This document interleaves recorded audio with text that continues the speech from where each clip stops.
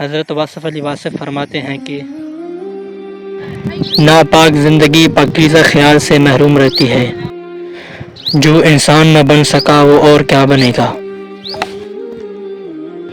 کسی کی عزت کرنا شروع کر دو، عزت کرنے والا ڈپریشن میں نہیں آئے گا۔ حقیقت کا آستانہ آپ کے دل میں ہے، اگر دل میں اللہ نہ ہو تو کعبے میں اللہ نہیں ہے۔ اگر تم رحمان کو مانتے ہو اور رحم نہیں کرتے تو نہ تم نے اس کو مانا ہے اور نہ اپنے آپ کو مانا ہے۔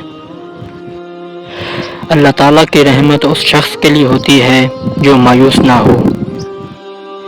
فرقہ پرستی عام طور پر شادیوں میں ختم ہو جاتی ہے، سارے ولیمے میں پہنچ جاتے ہیں۔ وہ رزق فیض نہیں ہے جس رزق کی تقسیم تم پر مشکل ہو، وہ رزق عذاب نہیں تو آزمائش ضرور ہے۔ رات کو سونے کے بعد صبح کی بیداری اللہ تعالیٰ کی رحمت کے سہارے ہوتی ہے۔ انسانوں کی خدمت کرنے والا میرے خیال میں ویسا ہی ہے جیسے اللہ تعالیٰ کے گھر کی خدمت کرنے والا۔